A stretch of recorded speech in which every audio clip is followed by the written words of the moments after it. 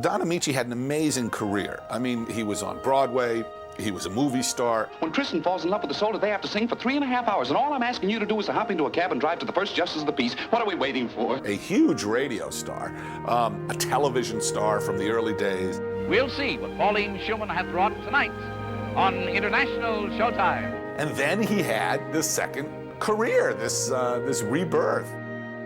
Don Ameche was absolutely no muss, no fuss.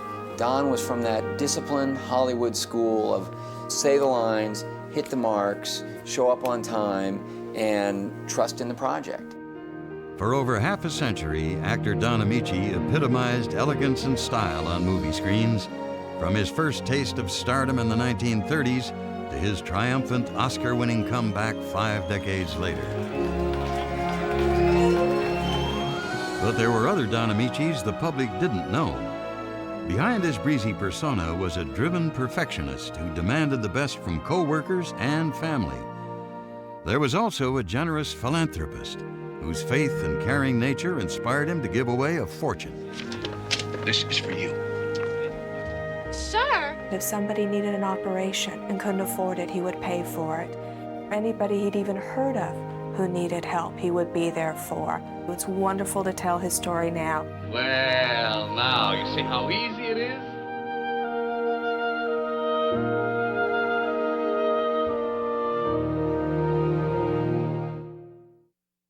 Don Ameche would first find drama not on a Hollywood soundstage, but within the riotous walls of a saloon in Kenosha, Wisconsin. A saloon that catered to tough Sicilian immigrants who labored by day and then drank and fought by night. It was managed by a fearless immigrant from the hills of Italy. Felix Ameche was an ex-soldier in the Italian army who traveled to America in 1898 at age 25, armed only with a fierce will to succeed. My grandfather was a very tough man and defended himself well with baseball bats or guns or whatever he could get his hands on. That toughness helped Felix earn a fortune in the saloon and hotel business. And after he married Barbara Hertel, a quiet 16-year-old, Ameche became an intimidating father to their 6 children. Among them, a son born on May 31st, 1908. His name was Dominic Felix Ameche. From an early age, Dominic was terrified of his father, a man who was never without a .38 revolver in his belt. Felix's saloon was also charged with the threat of violence. And by age 7, Dominic was haunted by the sight of stabbings and shootings among the customers. There was always violence around, and my father was terrified of that situation. Eager to escape, the 12-year-old was overjoyed when his distant but caring father announced that Dominic was being sent to St. Berkman's Seminary, an all-boys Catholic school in Marion, Iowa. There, Dominic was captivated by the world of books and knowledge. He found a strong religious faith he would carry throughout his life, and for the first time, he was treated with tenderness. One day a nun put her arm around him, and she told him she loved him. And he told me that that was the first time anyone had ever told him they loved him. The boy's sense of self-worth bloomed. And when he began to act in stage productions at St. Berkman's, the magic of drama fired his imagination and for the first time earned him popularity. Soon the energetic teen was the school's top actor. But performing was little more than an escape from the serious career he was urged to pursue by his family, the study of law, which he reluctantly began at the University of Wisconsin. The year was 1928. Movies had begun to talk, and the romantic lures of the jazz age surrounded the handsome 20-year-old. Bored by his dull legal studies, Don was hungry for excitement, and he found it by accident the day he accompanied a friend to an audition for a school play. He was sitting there listening to these auditions and thought to himself, well, I can do better than that. And when he auditioned, the director said to him, where have you been? And Uncle Don thought he was being sarcastic and says, well, I've been around. Where have you been? So little did Uncle Don know at that time he was being very serious and saw an incredible raw talent in Uncle Don. Months after winning that lead role, the 20-year-old joined a local acting company, and Don's success convinced him that he had found his calling. With no regrets, he dropped out of college to try his luck as a professional actor. After 7 months with the Al Jackson Players, Don confidently journeyed on in 1929 to New York City. And after 3 hungry months, he got a break. The role of a butler in the Broadway comedy Jerry for Short. But the play closed in 2 months, a casualty of the crushing depression that hit America that October. His next stage job in Chicago folded overnight, and the frustrated actor was about to leave the Windy City when he was urged by a friend to stay one more day to audition in the new exciting medium of radio. At that time, Chicago was the hub of broadcasting, and if you could disappear into a variety of characters, play old, play young, play with dialects, you could be a very successful, busy, well-paid radio actor. At his audition, Amici's elegant baritone dazzled the producers of the NBC show Empire Builders. He won the job, and soon the actor's voice was gracing a wide range of radio dramas. Oh, perfume, that's what it is. Yes, it's called Polly's Moy d'Amour. Gee, women must like funny names for stuff. Don's personal life was also looking up. In 1932, chance reunited him with an old flame from his college days, Honoré Prendergast, a soft-spoken Swedish blonde nicknamed Honey. In Chicago, their romance rekindled, and despite the differences between the ambitious actor and the small-town girl from Iowa, Don decided he was ready to settle down. In November of 1932, he and Honoré married, and a year later, they became the proud parents of Don Amici Jr. As the family grew to include 3 more sons, the actor worked non-stop, driven by financial need and by his own restless energy. As a result, he seemed a caring but remote figure to his children. My father, first of all, was an entertainer, and secondly was a family man, and I don't mean that derogatory in any way. When he was working, we'd get up and he'd be gone, and then he'd come home long after we were in bed. He was the guy who showed up if there was a problem, and he was always there on Sundays to take you to church, but the rest of the time he was elusive. By the mid-1930s, Don Amici had traveled from his father's wild saloon to the glamorous radio studios of Chicago. His career seemed solid. But in 1935, the rising star set his sights even higher, on Hollywood. That year, his radio success secured him a screen test at the Tiffany of Movie Studios Metro-Goldwyn-Mayer. But when Don watched the result, his heart sank. He hated everything that he had done on screen. Don, when he saw the rushes from his screen test, he thought he looked terrible. He thought he was terrible. He was very self-critical. The actor was not surprised when he was officially rejected by MGM, but luckily that opinion was not shared by Darrell F. Zanuck, head of the newly formed studio 20th Century Fox. Zanuck was looking for fresh faces to join Fox's growing roster of stars, which by 1935 included Shirley Temple, Janet Gaynor, Loretta Young, and Alice Faye.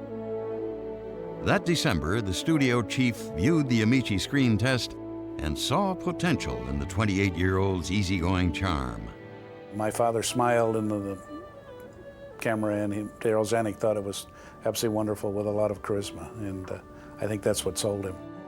Don was given a 1-year contract at Fox at a princely salary of $1,500 a week. And in March of 1936, the Amici family arrived in Los Angeles, where Don began filming his first movie, the melodrama Sins of Man, co-starring Jean Hersholt.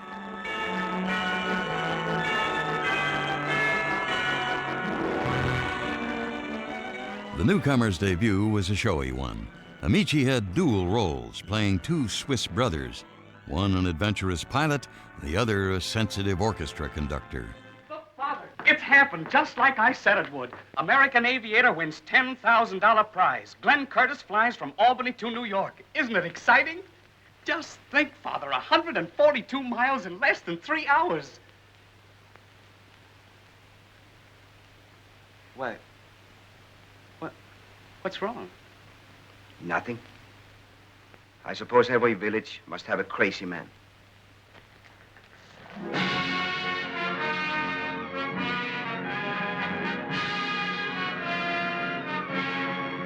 Critics were quick to praise Don's charismatic debut, but his best review came from Daryl Zanuck, who picked up the actor's option for a 5-year contract at 20th Century Fox. At age 28, Don was on his way to movie stardom and a role that would give the Amici name a familiar ring across America.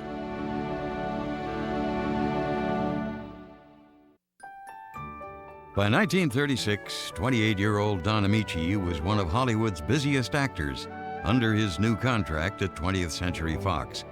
His easy charm and smooth voice were featured in up to 6 pictures a year, including the romantic drama Ramona, in which Don had the highly improbable role of an Indian opposite Loretta Young. Why, Senorita, there are tears in your eyes. Are they? Is it because I'm going away? Yes. Yes, I suppose so. Then you won't be angry if I tell you that I love you? No. Oh, no. Ramona. Ramona was a box office smash, and it set the pattern for Don's next roles. In films like 1 in a Million, starring Olympic skater Sonia Henney, the actor gave breezy support to Fox's top leading ladies without overshadowing them. Say, what did your father mean when he said he won the Olympics and then lost them? Did you have to knock me down to ask me that? Sonia Henning still had some problems with her English, so when it was her turn to speak in the role, he would touch her on her back as a cue for her to begin her lines. What are you thinking about? You? Good or bad? Well, I'm not quite sure. You know, my mother once said, Robert, always trust your first impression. It's the best. I wonder if she was right. Amici's movie image of a carefree bon vivant became so successful that audiences had no idea of the intense perfectionist behind his performances. He never did go see a movie he made because it was done, and if he didn't like it, there wasn't anything he could do about it. When we were young, he expected us to be perfect in most things we did, and that got to be difficult too. Away from the Fox lot, Don worked equally hard to keep his private life private. The serious young man preferred reading to partying, and he made sure that his children were kept as far as possible from the Hollywood high life. My brother and I, we were invited to some birthday party, and my father found out that the expenses that these people paid, and you're talking about in the 1940s, was like $25,000. Well, it was the last party we ever got to, and I think it was shortly thereafter that we went to boarding school because he didn't want us involved in this situation in any way. But if Don was a strict father to his 4 sons and 2 adopted daughters, the devout Catholic was extremely generous in performing acts of charity. He would go to church on Sunday. He found this young man and he said, "You seem to know a lot of people around here." He said, "If you know of anyone that needs something, really needs something, let me know and I'll take care of it." Well, this young fellow really came back to him. Well, so-and-so needed an appendectomy. Don says, "I'll take care of it." This one needed something else. Don took care of it.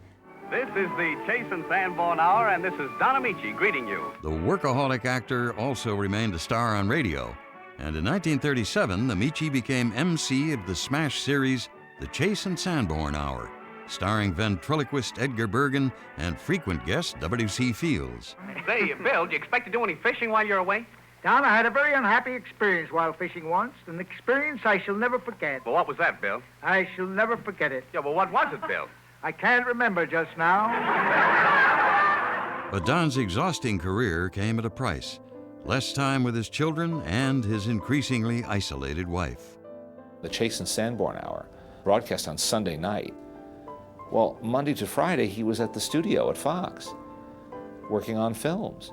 So his wife would take their children to the parking lot at NBC, and during breaks and rehearsals, he'd come out and see his kids.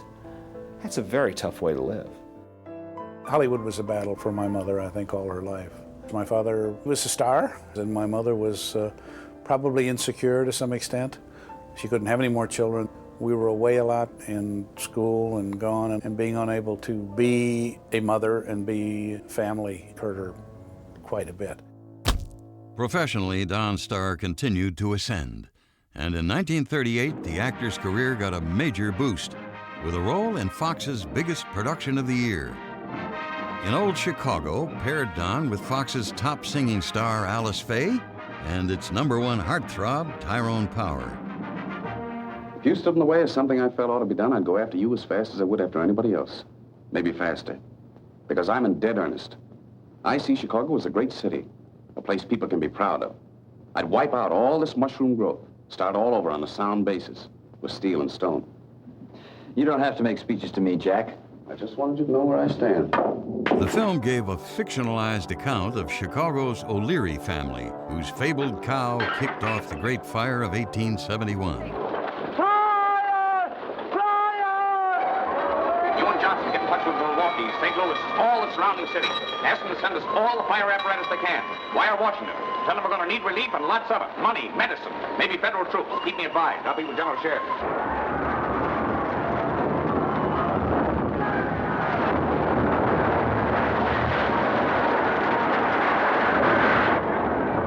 In Old Chicago was a box office blockbuster, and it established Don, Tyrone Power, and Alice Faye as a Hollywood team, on and off the screen.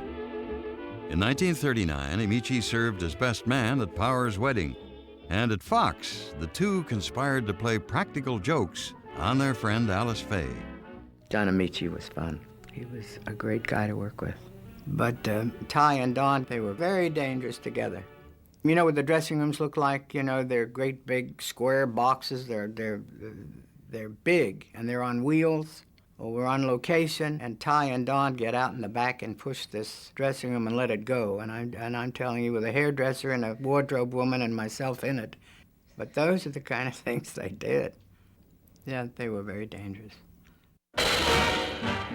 Zanuck reteamed the trio in another lavish musical drama, Irving Berlin's Alexander's Ragtime Band.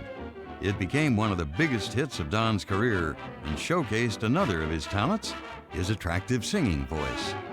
Oh, I could write a sonnet about your Easter bonnet and of the girl I'm taking to the Eastern parade.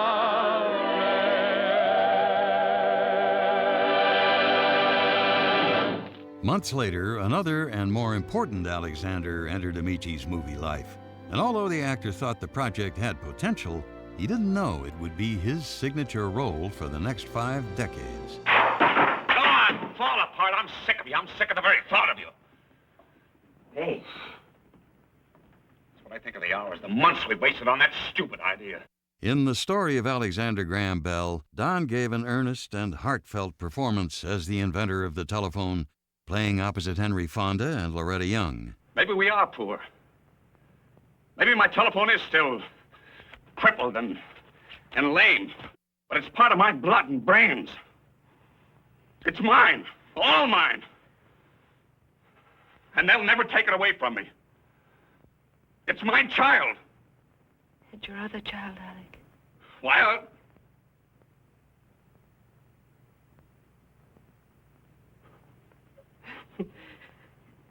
Just one thing after another.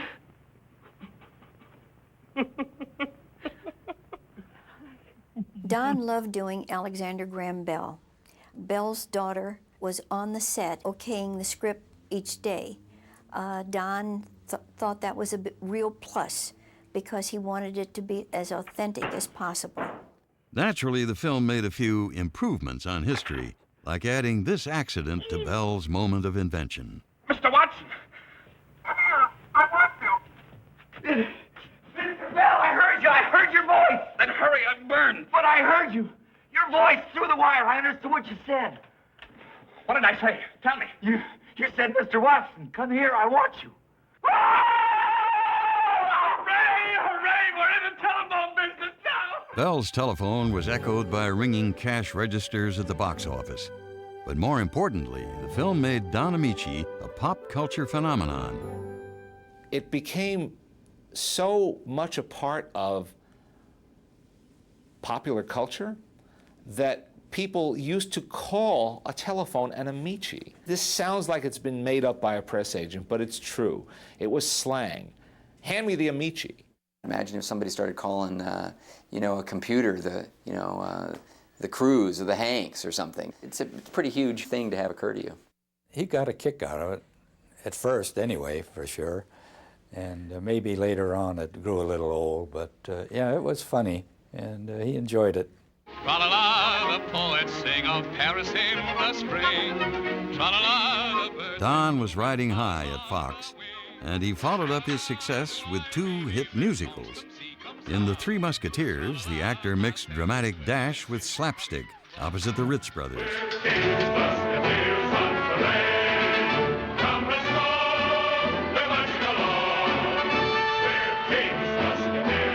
And in the Technicolor romance Down Argentine Way, Don was joined by the high-flying Nicholas brothers and another new star at Fox, Betty Grable.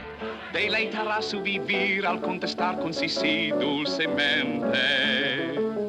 Un amorcito tendrá que con cariño dirá lo que siente. He'd be there ready to go before the director. And so he expected that from everybody else. He was a perfectionist. I remember he was recording the song Two Hearts Met, the one that he did with Betty Grable. Two dreams met, they knew of 2 hearts that were lonely. The director of the orchestra wasn't giving him the right tempo, and he got angry. He says, "Come on, get it together. Just give it to me, and I'll be in there." And everybody heard him, because he was angry. 2 lonely hearts were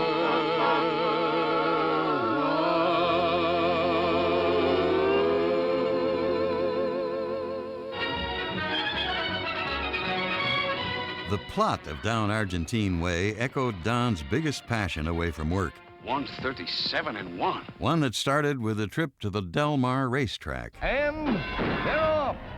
He owned horses. It really is something that kept him going through all of his life. I think it was the beauty of the horses. I think it was the speed. My father, you know, loved anything that was fast. Come on, Furioso, pass it.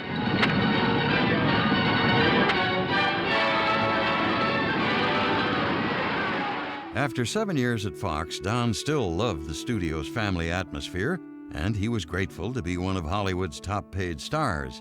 But by 1943, he was growing restless and getting tired of making up to 6 movies every year.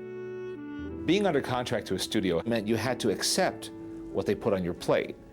And sometimes that would mean a rather bland leading role or a thankless part in a movie that didn't do you any harm but didn't do you any particular good either. Soon, Don's restlessness would lead to a major life change, one that would have unforeseen and painful repercussions. When I awakened, there were all my relatives speaking in low tones and saying nothing but the kindest things about me. Then I knew I was dead. In 1943, Don Amici gave the performance that the self-critical actor considered his finest, playing a charming womanizer who dies and tells his life story to Satan himself. The film was the elegant romantic comedy Heaven Can Wait. If you don't change your attitude, I shall have to complain to your employer. I'm not employed here. I'm not a book salesman. I took one look at you and followed you into the store. If you'd walked into a restaurant, I would have become a waiter. If you'd walked into a burning building, I would have become a fireman. If you'd walked into an elevator, I would have stopped between 2 floors and we'd have spent the rest of our lives there. Heaven Can Wait is just a dazzling movie, way ahead of its time. He plays a very handsome, very charming rake who just can't help himself. That's what's wonderful about the movie. He's madly in love with his wife, but he just can't help himself. How many people are lucky enough to have the thrill of eloping twice in one marriage? That's it. And how many women love their husbands enough to forgive them and take them back and start all over again? Good. And how many men love their wives enough to lie and say they're guilty when they've really done nothing wrong? Careful, Henry, careful. Well, at least nothing that amounts to very much. I wouldn't go any further into that. Oh, come, we'd better get started. I'll see if the coast is clear. But not many of Amici's later films at Fox would reach the heights of Heaven Can Wait. Cast in movies that ranged from good to mediocre, he became convinced that he could find better roles if he left Fox to become a freelancer. And in 1945, the actor made the most fateful decision of his career when he announced to Darryl Zanuck that he was leaving 20th Century Fox. He was offered a new contract, a 3-year contract, and I think the numbers were $5,000 or $6,000 a week. And he felt at that point that he could go out and do this on his own. Now, here are Don Amici and Frances Langford as John and Blanche Bickerson in The Honeymoon is Over. Returning to radio, Don scored a hit with a series that was fast, funny, and far ahead of its time. In The Bickersons, Amici portrayed a boozing, hen-pecked husband forever quarreling with his wife, played by actress Frances Langford. John, Yeah. do you love me?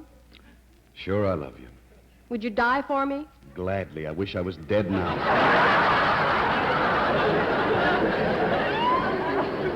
You're sorry you married me, aren't you? I wouldn't say that. Why not, John? It'll only start another argument. Comedy in those days was not as hostile as it sometimes is today. And the idea of building an entire show around a husband and wife who do nothing but say the most awful things to each other was really out of left field. But it was so funny. At our first rehearsal, Phil Rapp said, "Don, can you snore?" He says, I don't know. I don't know if I snore or not. He said, "Well, will you try?" He said, "Sure." Well, you should have heard this snore come out of him. It was the greatest thing I've ever heard.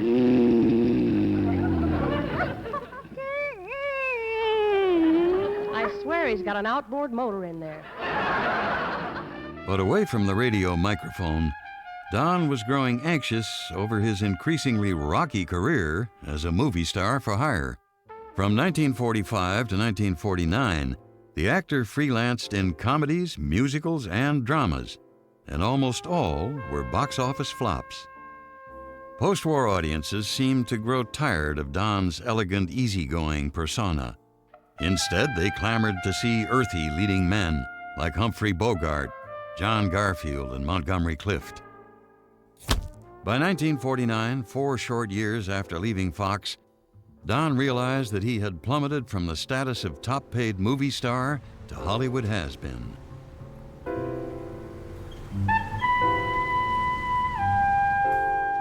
Things were bad. He just couldn't get work. And he'd worry about the family. But one of the things about my father, which is truly remarkable, was his tremendous faith. And he always believed that everything would be all right. Hungry to work, Don decided to leave Hollywood after 14 years. And in 1950, at age 42, the actor moved his family to New York City, where he soon found work in the new medium of television. Cities will be joined to other cities, and nations to other nations. But tell me how, Mr. Bell? How can you foretell all these wonders? Well, now really, who would know better than I? In 1955, he was excited to return to Broadway as the star of the much-anticipated Cole Porter musical, Silk Stockings. Critics raved that Amici's movie star charm translated perfectly to the stage, and the show became a long-running hit. He loved Broadway. Being a perfectionist that he was, he thoroughly enjoyed the challenge of that. I'd call him on the phone and I would say to him, "How did you do tonight?" You know, and his standard answer was, "Class fell on its ass." Don hoped the success of Silk Stockings would launch a new career for him on stage. But his Broadway follow-ups, like the musical Goldilocks, were not successful. Disappointments that came amid a growing rift between him and Honoré. His wife had long struggled with her husband's work-required absences, and alcohol was also an issue in the Amici household. I think he had a pretty complicated relationship with liquor his whole life. He disliked drunks, and yet he would have a bottle of wine every day at lunch, and he'd go on and be perfectly clear. And Honey would look after Don and his bourbon bottle. And she'd stick right with him. with that little drink. And she could drink him, I tell you, under the table. Although Amici seemed unaffected by his drinking, by the late 1950s, Honey had become an alcoholic. Increasingly, she and her husband led separate lives. Eager to work, the actor returned to television. For an unlikely project he grew to love. Good evening. I'm Don Amici. The name of tonight's show is The Circus Goes Latin. The traveling TV program International Showtime featured top circus acts from around the world. For the next 4 years, Don journeyed across Europe as the show's elegant host. We'll see what Pauline Schumann hath wrought tonight on International Showtime. He loved that. He would go around and hunt out these individual circus families himself, and he'd travel all over. He just absolutely loved doing that. But after the series cancellation in 1965, Don was once again unemployed and miserable. His stage and film careers were at a standstill, and his marriage to Honoré had reached a bitter impasse. As a Catholic, Amici would not divorce. Instead, he retreated into an emotional exile. They eventually just separated, and my mother went back to Iowa. I assumed he still loved her. He was always concerned that she was comfortable with the situation and that she didn't blame him 100%. By 1970, Don was taking any small acting role he could get. That year, at age 62, he played a minor role in the formula Disney comedy The Boatniks. It would be his last screen appearance for 13 years. The former movie superstar soon found himself performing in dinner theater, an experience that left him frustrated and melancholy. He would take practically anything just to keep working, because that was his trade, and he wanted to keep current in his trade. Don now lived alone in a small apartment in Los Angeles. He was separated from his wife, out of contact with most of his children, and all but forgotten by the movie industry that once celebrated him as a star. But the actor's long retirement from the screen was about to end, thanks to a film that would give Don Amici's career an exhilarating second act. In 1982, after a decade of frustration and loneliness, Don Amici was about to experience a remarkable career rejuvenation, beginning with the big-budget comedy Trading Places, starring Eddie Murphy and Dan Aykroyd, and directed by John Landis. What I needed was a very elegant villain, and I thought, what about Don Amici? And everyone goes, Don Amici, he's dead, isn't he? We discover that SAG doesn't really know where he is. He doesn't have an agent. And we got his number out of the phone book, called him up. He was hired literally 2 weeks before filming. I think he had his dukes up a little at the beginning because he had been out in the woods for so long. As soon as he saw that we were all thrilled to have him there, he really warmed up, and he had a wonderful time. Are we talking about a wager, Randolph? You'd have to put him in the wrong surroundings, of course, with the worst sort of people. I mean real scum, Randolph. Teamed with screen veteran Ralph Bellamy, Amici delivered a scene-stealing performance. Merry Christmas! Happy Hanukkah! Yeah! How you doing? Spare 4-1 veterans of change on Mama Needs a Life. I have no money to give you. He was such a pro. We were shooting this scene with Eddie Murphy, and it was freezing cold. It was just bitter cold. And Don and Ralph come walking up. I go, what are you guys doing here? And they said, but look, and they had the call sheet, and they saw that I was shooting a scene with Eddie where they were off camera. So they walked the 4 blocks in the blizzard to do their off camera for Eddie because they felt that's their responsibility, that's their job. I can't tell you how unusual that is. This is an outrage. I demand an investigation. You can't sell our seats. A Duke has been sitting on this exchange since it was founded. We founded this exchange. It's ours. He apologized several times because of the language he had to use within the scene. At the end, when his brother has a heart attack, and Alfred Drake says to Don Amici, he says, you know, what about your brother? What, your brother's not well. We better call an ambulance. Him. He actually called the cast and crew together, and there were hundreds of extras, and just said, I'm about to use a distasteful word, and I'd only like to do one take, and I'd like you to please cooperate, and I apologize. He was amazing, you know. Released in 1983, Trading Places grossed over $100 million. Critics had high praise for Don's performance, and then in 1984, a role came from one of Hollywood's hottest young directors, Ron Howard, who was assembling an all-star cast of screen legends for his dramatic science fiction film, Cocoon. Morning, morning. Hi. Don joined Wilfred Brimley, Hume Cronin, Jessica Tandy, and Gwen Verdon to play a Florida senior citizen who regains his passion for life thanks to an extraterrestrial fountain of youth.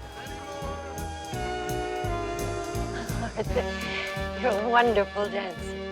I think so. I'm very happy, Bess. Everything's happening so fast. Are you talking about last night? No, last night was fine. Fine? More than fine. Terrific. I was talking in general. Well, in general, I think we're having a great time. He brought a lot of heart, an air of sophistication to the project and his role. Here was a guy who still carried himself with a great deal of stature and strength. This spirited dance sequence became one of the year's most popular and an inspiration to older moviegoers around the world. Of course, the stunt guy did wind up doing the wilder of the moves, but I was able to stick with the scene much longer, because not only could Don do a couple of these hand movements, but we got this spinning device, and Don had no problem whatsoever hopping down on that thing and, you know, spinning around in a circle as long as we wanted, and he was just completely game. And when that sequence would come around in any screening, any preview that we had, it would just be met with just wild applause.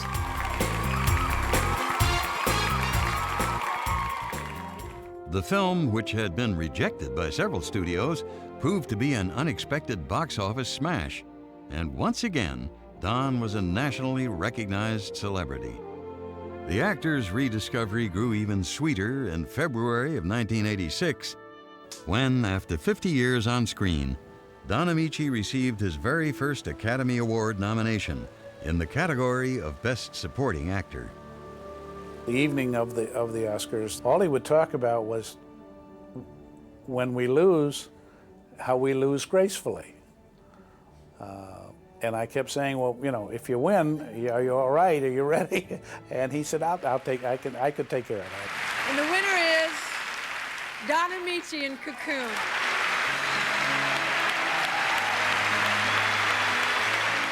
When Don's name was read, Hollywood's finest rose to give the 77-year-old star a standing ovation.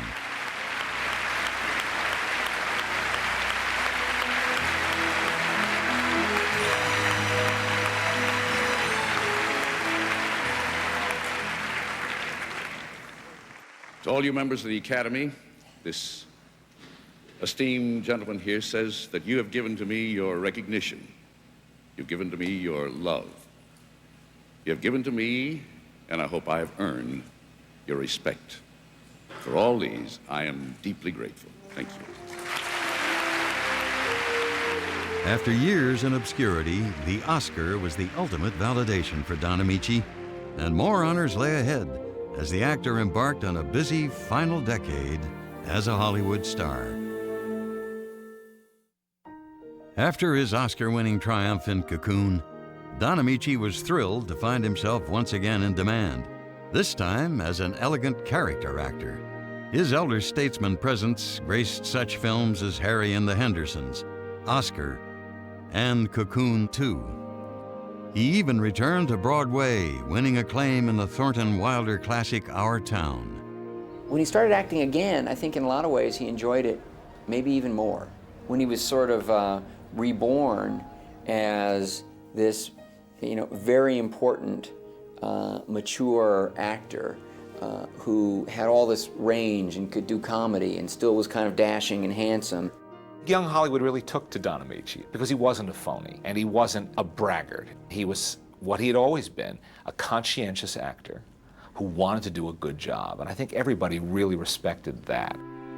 In 1988, Don was thrilled to be given a starring role in writer-director David Mamet's mob comedy, Things Change. Amici played a poor but honorable Italian immigrant, and he modeled his performance on his late father, Felix. The result earned him a 7-minute standing ovation at the Venice Film Festival, where he also received the coveted honor of Best Actor.